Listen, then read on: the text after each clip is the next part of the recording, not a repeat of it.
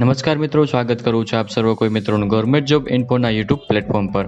મિત્રો, આજના વિડીયોમાં ચર્ચા કરીશું દીકરીઓ માટે એવી અગત્યની યોજના વિશે કે જે યોજનાનું નામ છે વહાલી દીકરી યોજના।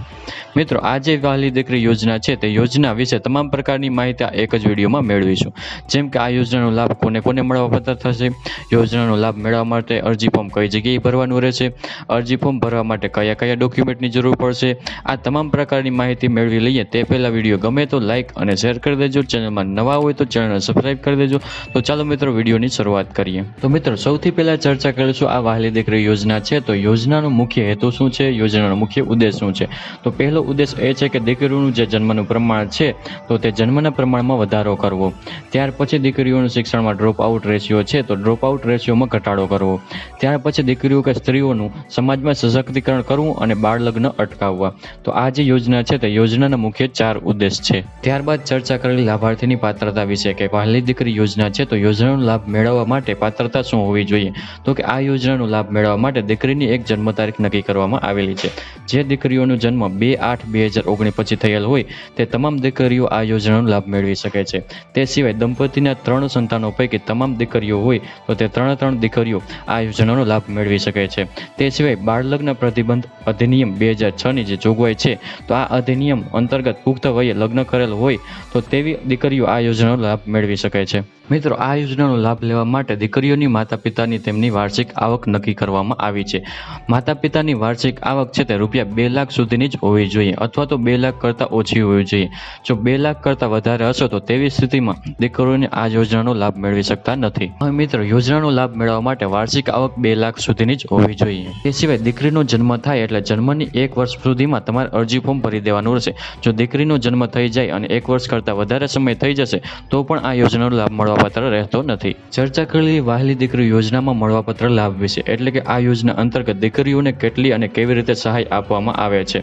મિત્રો, વહાલી દીકરી યોજના અંતર્ગત દીકરીઓને અલગ અલગ 3 હપ્તામાં 1,10,000 સુધીની સહાય આપવામાં આવે છે। જેમાં મિત્રો પ્રથમ હપ્તાની દીકરી જ્યારે પ્રથમ ધોરણમાં પ્રવેશ મેળવશે ત્યારે પ્રથમ હપ્તો આપવામાં આવશે। આ પ્રથમ હપ્તો છે તે 4,000નો રહેશે। ત્યાર પછી બીજો હપ્તો છે તે દીકરી જ્યારે 9મા ધોરણમાં પ્રવેશ મેળવશે ત્યારે આપવામાં આવશે અને આ બીજો હપ્તો છે તે ₹6,000નો રહેશે। ત્યાર પછી મિત્રો ત્રીજો હપ્તો છે એટલે કે છેલ્લો હપ્તો છે તે દીકરી જ્યારે 18 વર્ષની થશે ત્યારે મિત્રો ત્રીજો હપ્તો આપવામાં આવશે। અહીં મિત્રો દીકરીના ઉચ્ચ શિક્ષણ અથવા તો લગ્નની સહાય માટે ₹1 લાખ સુધીની સહાય આપવામાં આવશે। આવી રીતે મિત્રો પ્રથમ હપ્તો 4,000નો, બીજો હપ્તો 6,000નો અને ત્રીજો હપ્તો છે ₹1 લાખનો।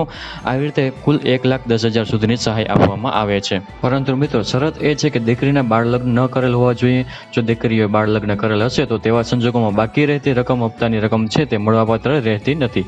તે સિવાય 18 વર્ષની વય અગાઉ કોઈ પણ કારણસર દીકરીનું મૃત્યુ થાય છે તો તેવા સંજોગોમાં પણ આ યોજના અંતર્ગત બાકીની હપ્તાની રકમ છે તે મળવાપાત્ર રહેતી નથી। ચર્ચા કરેલી ડોક્યુમેન્ટ વિશે કે અરજી ફોર્મ ભરવા માટે તમારે કયા કયા ડોક્યુમેન્ટની જરૂર પડશે। તો મિત્રો દીકરીનું જન્મનું પ્રમાણપત્ર છે, દીકરીના માતા પિતાનું લગ્ન નોંધણીનું પ્રમાણપત્ર છે, માતા પિતાનું આધાર કાર્ડ છે, દીકરીનું આધાર કાર્ડ છે, રેશન કાર્ડ છે, નિયત નમૂના મુજબ સ્વઘોષણા પત્ર છે, ત્યાર પછી દીકરી અથવા તો માતા પિતાના બેંક ખાતાની પાસબુકની નકલ છે અને વાર્ષિક આવકનો દાખલો છે। તો આટલા ડોક્યુમેન્ટ અરજી ફોર્મ ભરવા માટે તમારે જરૂર પડશે। વાત કરીએ અરજી કઈ જગ્યાએ કરવાની રહેશે તો મિત્રો તમે ગ્રામ્ય વિસ્તારમાં રહેતા હોય તો તેવા સંજોગોમાં ગ્રામ્ય કક્ષાએ જે ઈ ગ્રામ સેન્ટર આવેલું હોય એટલે કે ગ્રામ પંચાયતનો વીસી ઓપરેટર બેસતા હોય ત્યાં જઈને તમારે અરજી ફોર્મ ભરી દેવાનું રહેશે। જો તમે તાલુકા કક્ષાએ રહેતા હોય તો તાલુકા કક્ષાએ મામલતદારશ્રીની કચેરી આવેલી હોય છે ત્યાં જઈને તમારે અરજી ફોર્મ ભરી દેવાનું રહેશે। મિત્રો તમે જિલ્લા કક્ષાએ રહેતા હોય તો જિલ્લા કક્ષાએ મહિલા અને બાળ અધિકારી કચેરી આવેલી હોય છે ત્યાં જઈને તમારે અરજી ફોર્મ ભરી દેવાનું રહેશે। તો આવી રીતે મિત્રો ગુજરાત સરકારની એક અગત્યની યોજના છે તે વહાલી દીકરી યોજના કે જે યોજના અંતર્ગત દીકરીઓને અલગ અલગ 3 હપ્તામાં 1,10,000 સુધીની સહાય આપવામાં આવે છે। તો આશા રાખું છું કે વિડીયો પસંદ આવ્યો હશે। વિડીયો પસંદ આવ્યો હોય તો લાઇક અને શેર કરી દેજો। ચેનલમાં નવા હોય તો ચેનલને સબસ્ક્રાઇબ કરી દેજો। ફરી મળીશું નવા વિડીયોમાં, નવા ટોપિકમાં। ત્યાં સુધી મિત્રો જય હિન્દ, જય ભારત।